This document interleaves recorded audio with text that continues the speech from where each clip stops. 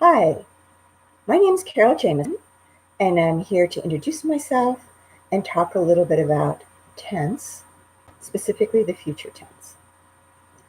I've been teaching English in the Bay Area and around the world for many years.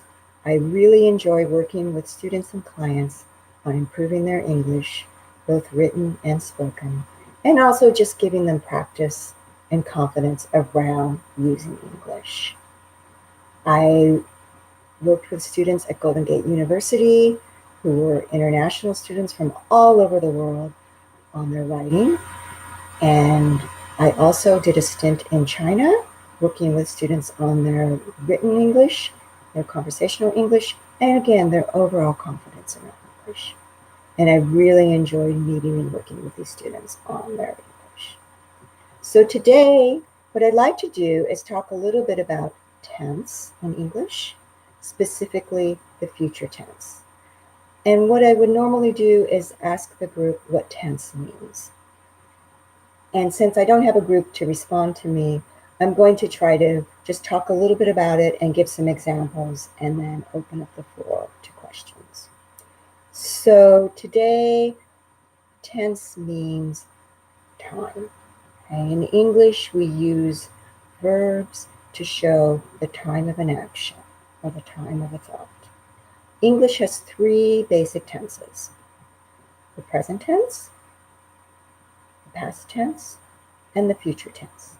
And they're just like how they sound.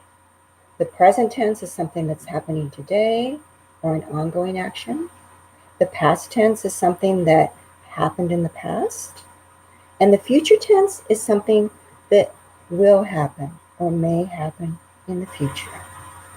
So normally I would have a board and I would write down these different tenses and just show how you would construct the present tense, the past tense, and then the future tense. Today, since I don't have a board really, I'm going to just tell you the examples, and then again, you can ask questions. So, for instance, if I want to just use a very simple verb like walk, I could use a time word like today. Today, I walk along the block.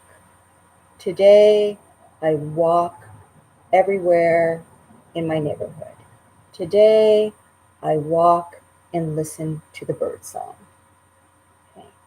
If I want to use something from the past, I might use a time word like yesterday or last week. Yesterday, I went for a walk. Yesterday, I walked around the block. Yesterday, I walked 10 miles. I was so tired. And for the future, we would use a time word like tomorrow or next week. And so, for instance, tomorrow, I will walk around the block. Next week, I may walk to the store. Do you see what I'm doing here? I'm adding a word like may or will or might to that verb walk. And so we use those modals to show that future, and we also use those time words like next week or tomorrow to show that future. So for instance, tomorrow I will walk to the store. Next week, I may walk around the Wildcat Canyon. I will hear many birds. I will see beautiful trees. And so you see how we construct that future by using those modals and by using those time words and by using that root form of the verb. Okay? And again, if I had a board, I could show you how to construct these. I did do a little paper here that I am not sure shows up on the video, but tomorrow I will go for a walk. Next week, I may go for a walk.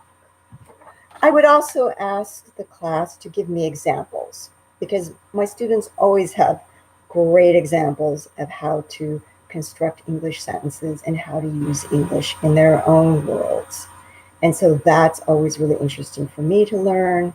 and for you to see how you can help each other. So I really hope that this has helped with the future tense and any questions you might have. And again, I would encourage you to ask questions and bring in examples. Do lots of reading in English. Look at newspaper articles, look at magazine articles, go to movies and listen to TV. Talk with native speakers. Practice your future tense. And use a grammar book, a nice grammar book, like this is Diana Hacker's A Writer's Reference. She's on the 7th or 8th edition now. I think she has a lot of examples online that you could also use as practice. So again, I would encourage students to practice and look up examples. Are there any questions? Great.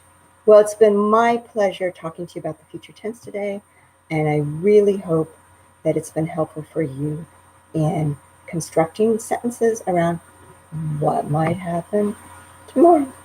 Thank you.